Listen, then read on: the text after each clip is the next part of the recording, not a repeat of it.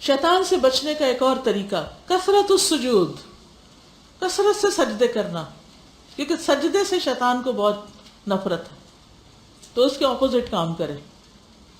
وعلی العبد المسلم، اور مسلمان بندے پر لازم ہے ان یکثر من الصلاۃ، کہ وہ نماز میں کثرت سے کام لے، والسجود للہ عز وجل، اور اللہ سبحانہ وتعالیٰ کو سجدے کرنے کے لیے یعنی کثرت سے سجدے کرے۔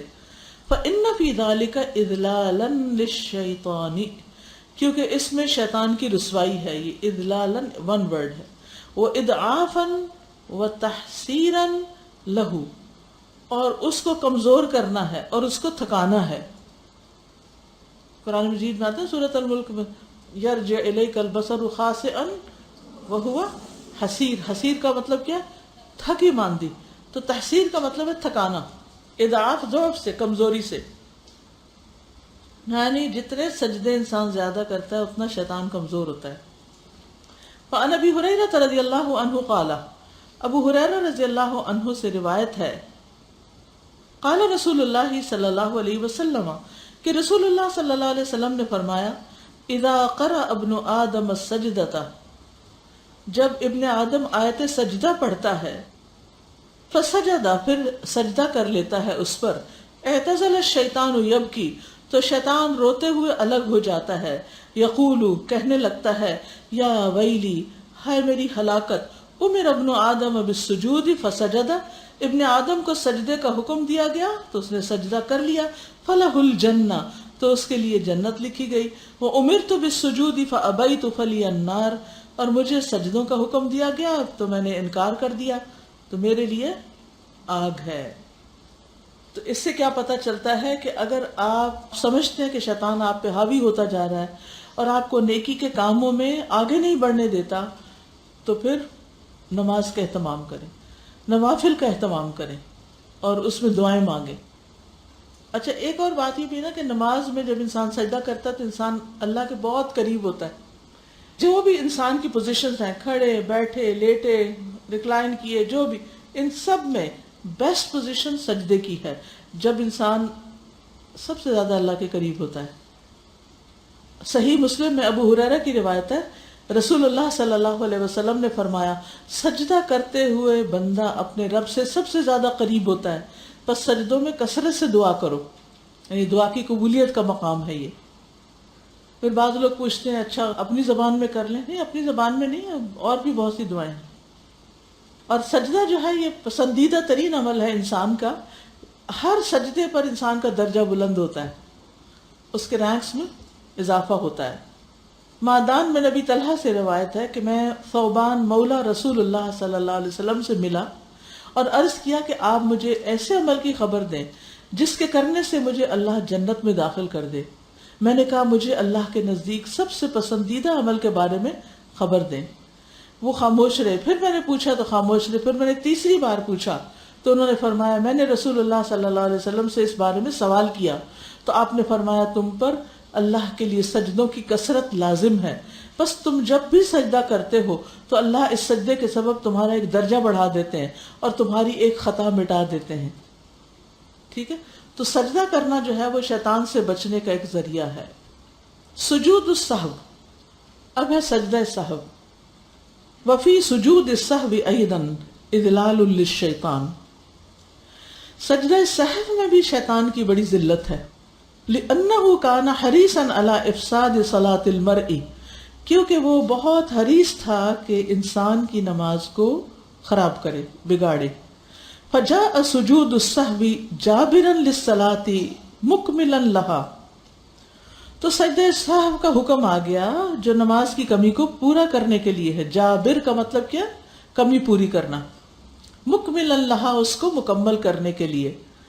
فیحزن الشیطان، تو شیطان بڑا غمگین ہوتا ہے، لذالک، اس بات پر، اشد الحزن یا اشد الحزن، یعنی غم کی شدید ترین حالت میں ہوتا ہے شیطان جب انسان سجدہ کرتا ہے، نماز پڑھتا ہے یا ویسے سجدوں کی کثرت کرتا ہے۔ فعن ابی سعید الخدری رضی اللہ عنہ قال، ابو سعید خدری رضی اللہ عنہ سے روایت ہے، کہتے ہیں قال رسول اللہ صلی اللہ علیہ وسلم، رسول اللہ صلی اللہ علیہ وسلم نے فرمایا، اذا شک احدکم فی صلاته فلم یدرک کم صلی ثلاثا ام اربعا فلیطرح الشک ولیبن علی ما استیقن ثم يسجد سجدتين قبل ان يسلم فان كان صلى خمسا شفعن له صلاته وان كان صلى اتماما لاربع كانتا ترغیما للشیطان اذا شک احدکم. جب تم میں سے کسی کو شک ہو جائے فی صلاتی ہی اپنی نماز میں، فلم یدری پھر اس کو یاد نہ رہے کم صلی کتنی نماز پڑھی تھی اس نے، ثلاثن ام اربعن 3 رکعتیں پڑھی یا 4 پڑھی، فلیطرح الشک تو اسے چاہیے کہ شک کو دور پھینک دے، ولیبنی علی ما استیقن تو اس پر بنا کرے جو یقینی حالت ہو، ثم یسجد سجدتین قبل ان یسلم پھر 2 سجدے کرے اس سے پہلے کہ سلام پھیرے، فَإِن كَانَ صَلَّى خَمْسًا پھر اگر وہ 5 رکعتیں پڑھے، شفعن لہ صلاتہ تو وہ اس کی نماز کو اس کے لیے کیا بنا دیں گے، شفعن جفت، 2 سجدے اس کو جفت کر دیں گے، ٹھیک ہے نا، کیونکہ ہر رکعت میں ہم کیا کرتے ہیں 2 سجدے کرتے ہیں، تو وہ اگر طاق رکعتیں پڑھی تھی اس نے تو پھر 2 سجدے اس کو جفت بنا دیں گے، اور اگر اس نے 4 پوری کر دی یعنی 3 میں 4 میں شک تھا نا اور باقی 3 پڑھی تھی تو ایک اور پڑھ کے 4 پوری ہو گئی، کانتا ترغیما للشیطان تو یہ شیطان کو ذلیل کرنے کے مترادف ہوگا، ہرانے کے، ٹھیک ہے، سلام سے پہلے بس 2 سجدے کر لیں، اگر بھول رہے ہیں تو بعد میں بھی کر سکتے ہیں. جی السلام علیکم. کثرت سے سجدے کرنے پہ مجھے ایک یاد آ رہا ہے کہ نبی صلی اللہ علیہ وسلم نے حضرت بلال سے بھی پوچھا تھا نا کہ میں نے تمہارے قدموں کی آہٹ سنی ہے جنت میں، تو وہ کون سی عبادت ہے جس پہ تمہیں امید ہے اللہ سے ثواب کی، تو اس پہ انہوں نے کہا تھا کہ فرض نمازوں کے علاوہ جو میں نے نفل جو نمازیں پڑھی ہیں. جی جب بھی وضو کیا 2 رکعت پڑھ لی. جی استاذہ سجدے کے بارے میں ایک پرسنل اپنا ایکسپیرینس بتانا چاہتی ہوں. ہم لوگ آسٹریلیا میں تھے اور ایک ایسی بیچ پہ گئے، وہ سردی کا زمانہ تھا تو لہٰذا بالکل خالی تھی، تو جو صاحب ہمیں لے کے گئے تھے وہ یہ بتا رہے تھے کہ اس وقت تو آپ آئے ہیں تو یہ خالی ہے، لیکن اگر گرمی میں آئیں تو آپ بہت نظارے یہاں پہ دیکھ سکتے ہیں. بہرحال اس میں ہی ہماری ظہر کا ٹائم تھا تو ہم لوگوں نے ظہر کی نماز پڑھی، اور جب میں نے سجدہ کیا تو آپ یقین کیجئے کہ میرا دل نہیں تھا کہ میں اٹھوں، سر اٹھائیں. یس اتنا کوشش کی کیونکہ سب نے ایک ہی جا نماز تھی اور سب نے نماز پڑھنی تھی، میں نے اتنی کوشش کی کہ میں اٹھ سکوں لیکن میں اٹھ نہیں سکی اور میرا سجدہ لمبا ہو گیا. پھر بہرحال اس کے بعد بچوں نے پڑھی. جب میں گھر گئی تو میں نے اپنے بچوں سے یہ اپنی فیلنگ شیئر کی تو میرا بیٹا کہنے لگا امی میرے ساتھ بھی ایسا ہی ہوا تھا. اس سے مجھے احساس ہوا کہ شاید اس زمین پہ کسی نے سجدہ نہیں کیا تھا تو زمین نے پکڑ لیا تھا اور اٹھنے نہیں دے رہی. السلام علیکم. I just want to share my experience too کہ شیطان کی another child is کہ سجدے سے ہمیں اب رکوا رہا ہے. So what I experienced, I used to have severe migraines and a lot of other knee problems. So the first thing doctors do is they say کہ آپ نماز بیٹھ کے پڑھیں.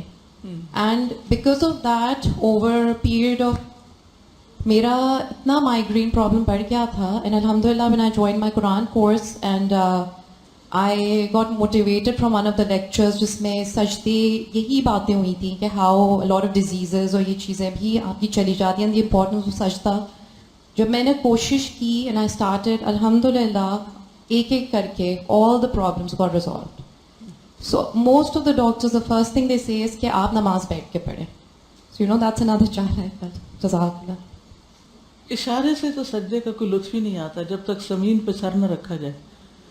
جی جب ہم چھوٹے ہوتے تھے تو اگر غلطی ہو جاتی تھی سجدہ سہو کرتے تھے تو آپس میں مذاق اڑاتے کہ تم تو ہر وقت ہی سجدہ سہو کر رہے ہوتے ہو.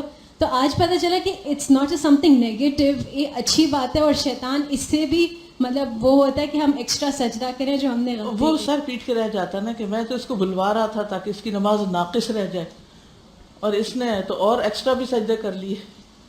استاذہ مجھے بتانا تھا کہ میں نے ایک فیس بک پہ ایک نان مسلم پیج دیکھا، اس میں ایک خاتون سجدے والی پوزیشن میں تھی اور نیچے وہ جو نان مسلمس تھے وہ کمنٹس دے رہے تھے انہوں نے اوپر کمنٹ یہ لکھا تھا کہ میری نانی یا میری دادی ان کو مائگرین اور یہ اور وہ، تو یہ اس پوزیشن سے ان کو بہت فائدہ ہوا ہے. تو نیچے کمنٹس رہتے اچھا ویری گڈ، اچھا ہم بھی کریں گے یہ وہ. تو میں نے اتنے سارے کمنٹس تھے، کوئی 100 سے زیادہ. تو میں نے صرف نیچے یہ لکھا یہ تو سجدہ ہے، پلیز گوگل اٹ. جی السلام علیکم. مجھے سجدے کے حوالے سے ایک ایکسپیرینس شیئر کرنا تھا کہ ابھی ایک گروپ میں کچھ عرصے پہلے پوسٹ آئی تھی کہ وہ انہوں نے حفظ کیا، اس کے بعد انہوں نے سجدہ کیا، اس پہ پھر آپ کا آیا کہ تکمیل پہ بھی جو ہے وہ سجدہ کیا. اس پہ ابھی ہماری تکمیل ہوئی تو الحمدللہ مجھے یہ خیال آ رہا تھا کہ اس سے پہلے کہ شیطان چک لے اس قرآن کے ویسا ہمارے اندر کوئی تکبر آئے، ہم سب اسٹوڈنٹ اور میں نے ہم سب نے مل کے اسی وقت الحمدللہ سجدہ کیا. اور اس کے بعد سے وہ فیلنگ اللہ کا شکر ہے کہ وہ آئی ہی نہیں، کہ جو ایک تکمیل کے بعد جو وہ ایک عجیب سی فیلنگ آتی ہے نا شیطان کی طرف سے، الحمدللہ وہ والی فیلنگ ہی نہیں تھی. بسم اللہ الرحمن الرحیم. حل عقد الشیطان، شیطان کی گروہ کو کھولنا. اخبر النبی صلی اللہ علیہ وسلم، نبی صلی اللہ علیہ وسلم نے خبر دی ہے، ان الشیطان یأتی الی المرء حال نومہ، کہ شیطان انسان کے پاس اس کی نیند کی حالت میں آتا ہے، یعنی سوتے ہوئے بھی نہیں پیچھا چھوڑتا. وَيُرَغِّبُهُ فِي الْإِسْتِمْرَارِ فِي النَّوْمِ، اور اس کو رغبت دلاتا ہے کہ نیند میں وہ استمرار کرے، یعنی جاری رکھے، سویا رہے، یعنی وہ انسان کو سوئے رہنے پر رغبت دلاتا ہے. وَيَعْقِدُ لِذَلِكَ 3 عُقَدٍ شَيْطَانِيَّةٍ، اور اس مقصد کے لیے وہ اس کے اوپر 3 گرہ لگاتا ہے، 3 شیطانی گرہ لگاتا ہے انسان پر، اس کو پکا کرنے کے لیے کہ یہ سویا رہے، اٹھ نہ پائے.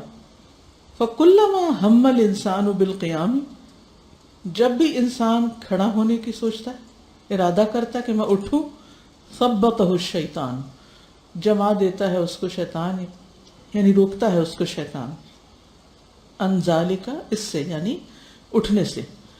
حتی یفوت علیہ اجر قیام اللیل وذکر اللہ عز وجل، یہاں تک کہ اس سے قیام اللیل اور اللہ عز وجل کے ذکر کا موقع ختم ہو جاتا ہے، فوت ہو جاتا ہے، یعنی اسے سلائے رکھتا ہے، تہجد کا وہ گزر جاتا ہے، حتیٰ کہ بعض وقت نماز بھی چلی جاتی. ان انس رضی اللہ عنہ، انس رضی اللہ عنہ سے روایت ہے، ان النبی صلی اللہ علیہ وسلم، وہ نبی صلی اللہ علیہ وسلم سے روایت کرتے ہیں، قال، آپ نے فرمایا، یعقد الشیطان، گرہ لگاتا ہے شیطان، علی قافیتی رأس احدکم، تم میں سے ایک کے سر کی گدھی پر، یہ پچھلا حصہ جو تھا نا گردن کا. اذا ہوا ناما، جب وہ سوتا ہے، 3 عقد، 3 گرہ، یضرب مکان کل عقدۃ، تھپکی دیتا ہے ہر گرہ کی جگہ پر، یعنی 3 جگہ وہ بند کرتا ہے اور ہر بند جگہ کے اوپر پھر مزید تھپکیاں لگاتا ہے. کہتا ہے، علیک لیل طویل فرقد، ابھی لمبی رات ہے، سوئے رہو. فإن استيقظ، پھر اگر وہ جاگ جاتا ہے، فذکر اللہ، پھر اللہ کا ذکر کرتا ہے، انحلت عقدۃ، تو ایک گرہ کھل جاتی ہے.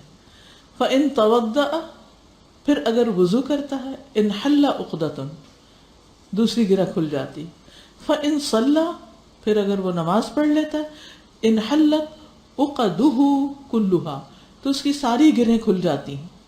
اصبح نشیطا طیب النفس، تو وہ بہت چست، اچھے دل کے ساتھ عمدہ طریقے سے اٹھ جاتا ہے، یعنی خوش باش اٹھتا ہے، طیب النفس. وَإِلَّا أَصْبَحَ خَبِيثَ النَّفْسِ، ورنہ وہ نفس کی خباثت کے ساتھ اٹھتا ہے، کسلان، سست، یعنی ایسے تھکا ہارا ماندہ، بد دل، یعنی اٹھنے کو دل نہیں کرتا، زبردستی اٹھ جیسے کوئی اٹھائے اس کو. تو انسان شیطان کی گرہوں سے کیسے بچتا ہے؟ اپنے اوپر کنٹرول کر کے بس اٹھ جاتا ہے. جب اٹھ جاتا ہے تو گرہ کھل جاتی ہے ایک، جب ذکر کرتا ہے اور پھر اس کے بعد وضو کرتا ہے اور نماز پڑھتا ہے تو تینوں کھل جاتی ہیں. تو اٹھتے ہی اللہ کا ذکر کرنا جو ہے وہ انسان کو فائدہ دیتا ہے. جاگنے کی دعائیں آپ کو آنی چاہیے اور اس وقت اللہ کا شکر ادا کرتے ہوئے اٹھے. نمبر 5 اللجوء الی اللہ تعالی، اللہ سبحانہ تعالیٰ کی طرف پناہ لینا.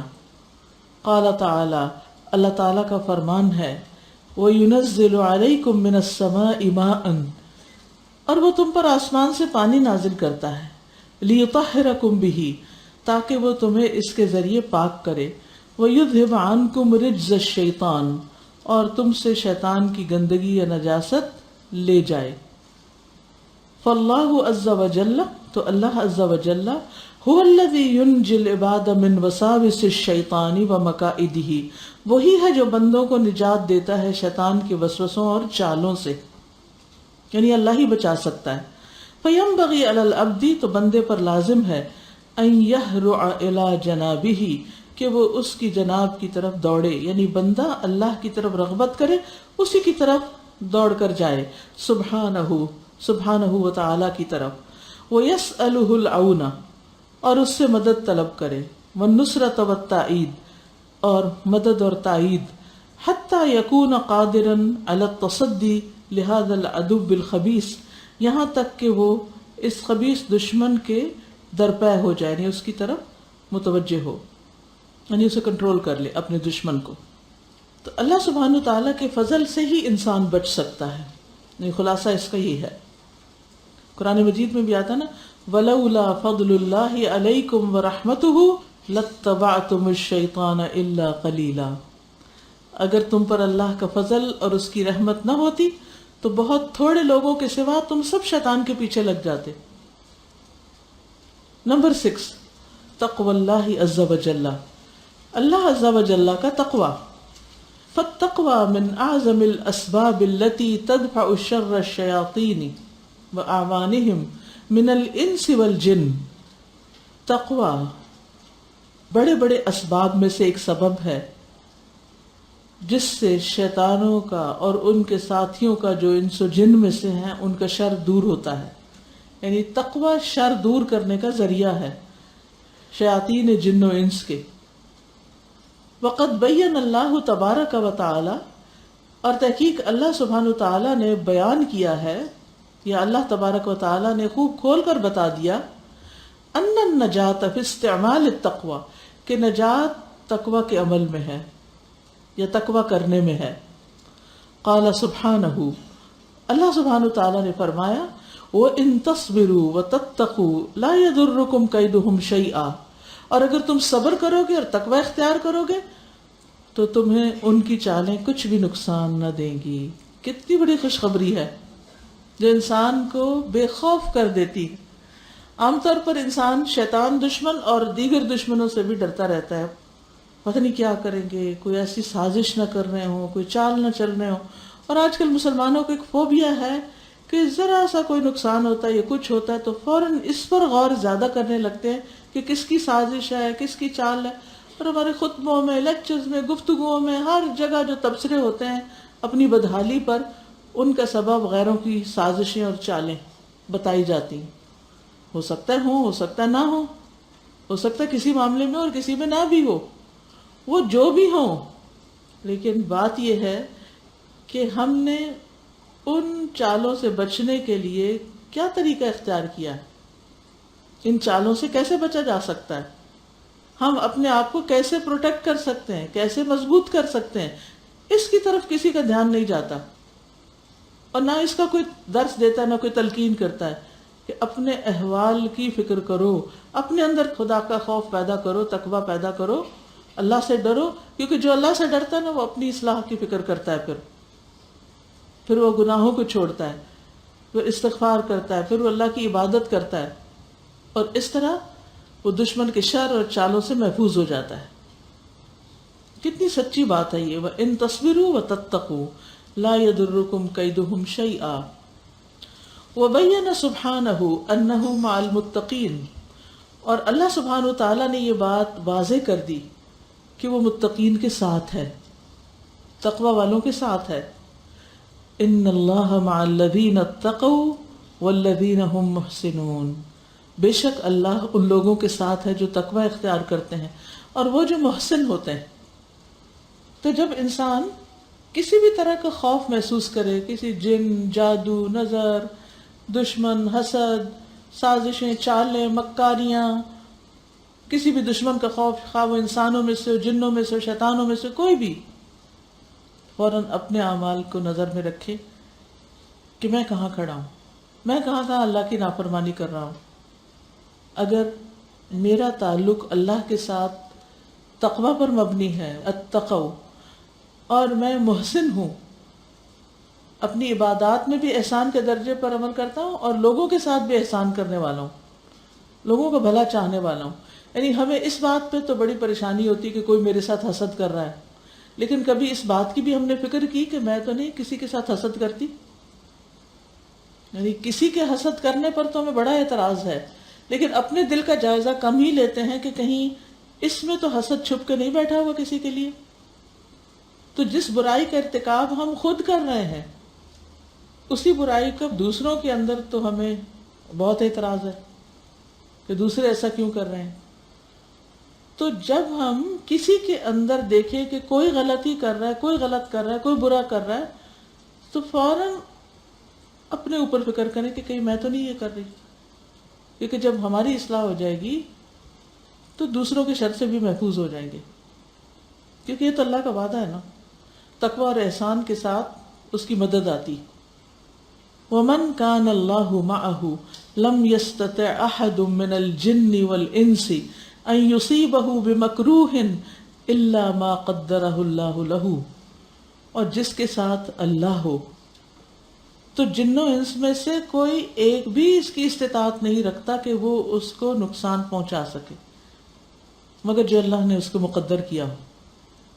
کوئی آزمائش انسان کے لیے لکھی ہے تو وہ الگ بات ہے، ورنہ اللہ تعالیٰ ایسے بندوں کو جن و انس کے حوالے نہیں کرتا، ان کو اپنی خاص پروٹیکشن میں رکھتا ہے، کوئی اس کو نقصان نہیں دے سکتا.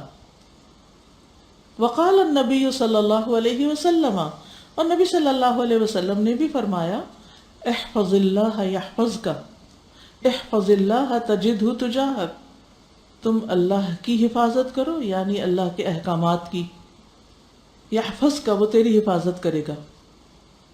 مثلا قرآن مجید میں آتا ہے والذین هم علی صلاتہم یحافظون، وہ لوگ جو اپنی نمازوں کی حفاظت کرتے ہیں.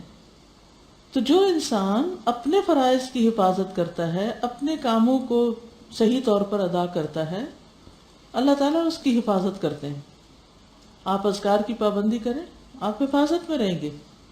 آپ اپنی زبان کی حفاظت کریں، آپ اپنی نگاہوں کی حفاظت کریں، آپ اپنے شر کو روکیں تو آپ کو کوئی نقصان نہیں دے سکتا. احفظ اللہ تجدہ تجاہک، اللہ کی حفاظت کرو یعنی اللہ کے احکامات کی، تم اس کو اپنے سامنے پاؤ گے، یعنی بہت قریب ہے تمہاری مدد کے لیے. بس شرط یہ ہے کہ تم اپنی اصلاح کر لو. فَأَهْلُ التَّقْوَى هُمْ أَهْلُ النَّجَاةِ مِنْ شَيَاطِينِ الْإِنسِ وَالْجِنِّ. تو تقوی والے ہی دراصل نجات والے ہیں جو شیاطین انس و جن سے نجات پا سکتے ہیں. وَهُمْ أَهْلُ الْفَوْزِ وَالْفَلَاحِ وَالسَّعَادَةِ فِي الدُّنْيَا وَالْآخِرَةِ. تو یہی کامیابی والے ہیں، سعادت والے، خوش قسمت لوگ ہیں دنیا اور آخرت دونوں میں.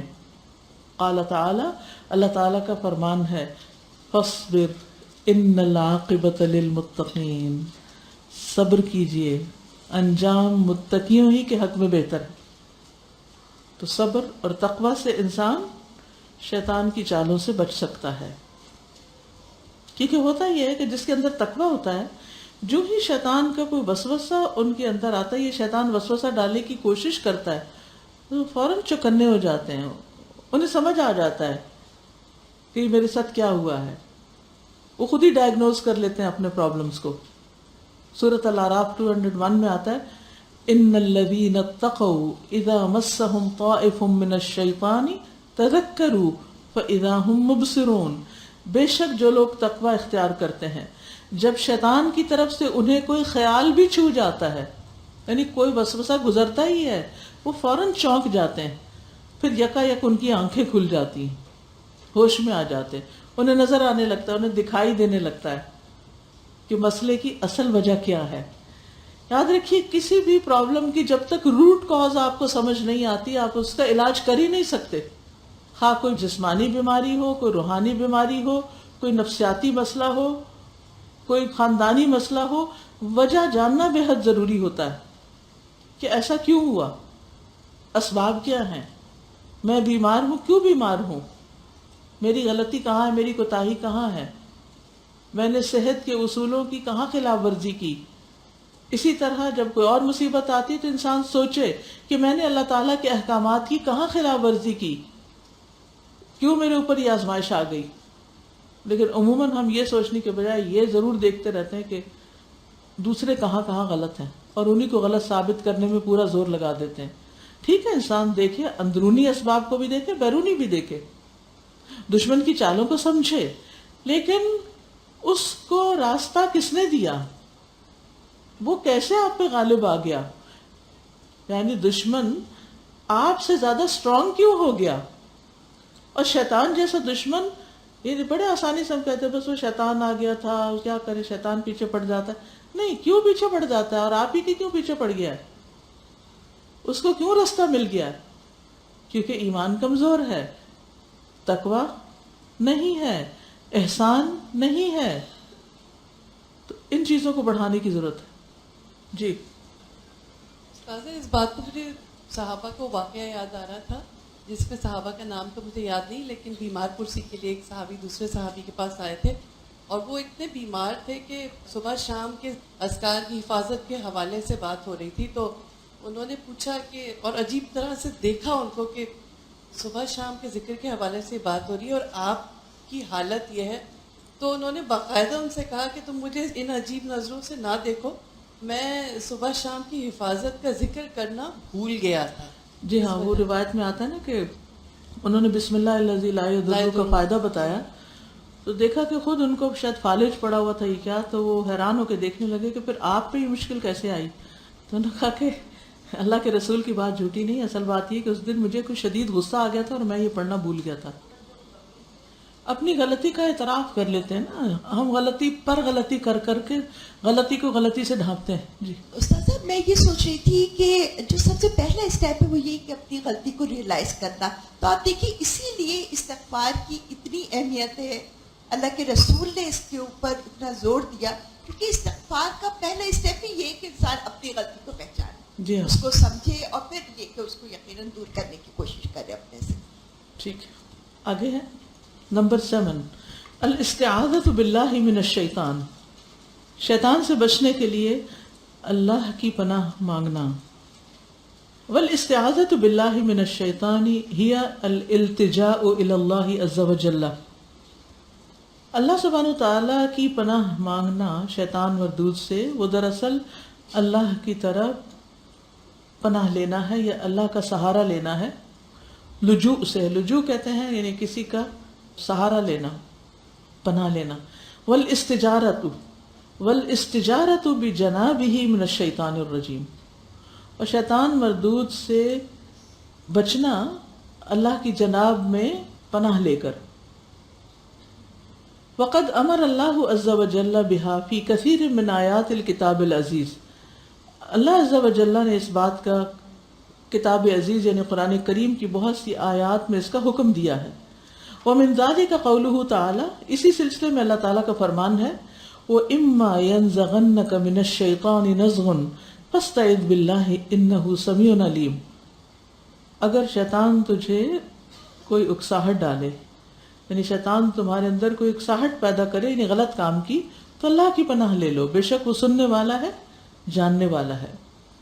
وقال سبحانہ، اور اللہ سبحانہ تعالیٰ نے فرمایا، قل، آپ کہیے، اعوذ برب الناس، میں پناہ لیتا ہوں رب الناس کی، ملک الناس، لوگوں کے بادشاہ کی، الہ الناس، لوگوں کے الہ کی، من شر الوسواس الخناس، اس بڑے وسوسہ ڈالنے والے کے شر سے جو بار بار پلٹ پلٹ کے آتا ہے، الذی یوسوس فی صدور الناس، جو لوگوں کے سینوں میں وسوسے ڈالتا ہے، من الجنۃ والناس، جنوں میں سے بھی اور انسانوں میں سے بھی.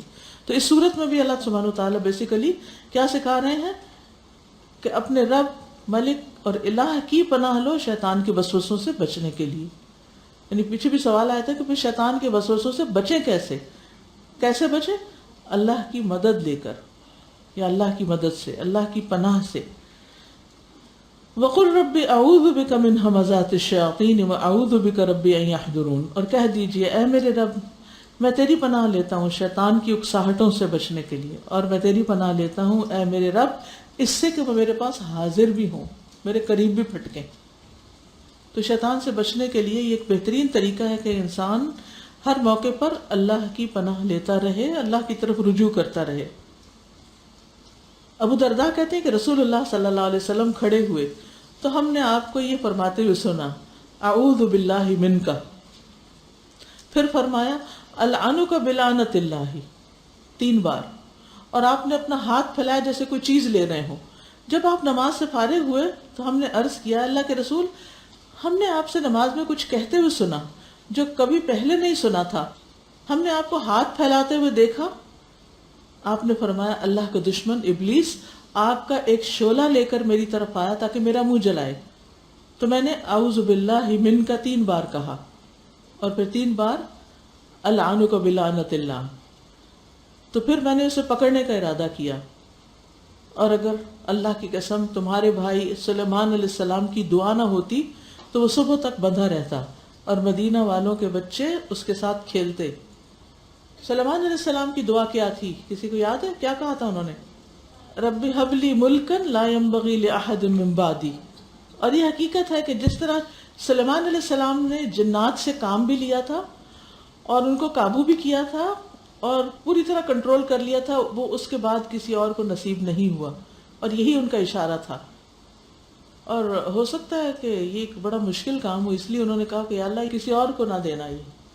جی قاری کی تلاوت میں سن رہے تھے تو وہ بہت زیادہ رو رہے تھے، اتنا زیادہ رو رہے تھے کہ پھر وہ تلاوت کنٹینیو نہیں کر پا رہے تھے، تو انہوں نے فوراً یہ پڑھا اعوذ باللہ من الشیطان الرجیم، یعنی اس وقت بھی شیطان کا اتنا حملہ ہوتا ہے، اینڈ دین پھر تلاوت کنٹینیو کی انہوں نے۔ یس، اور ہم سمجھتے ہیں کہ اس پہ شاید اللہ کی بہت خشیت طاری ہے، اس وجہ سے بہت رو رہا ہے۔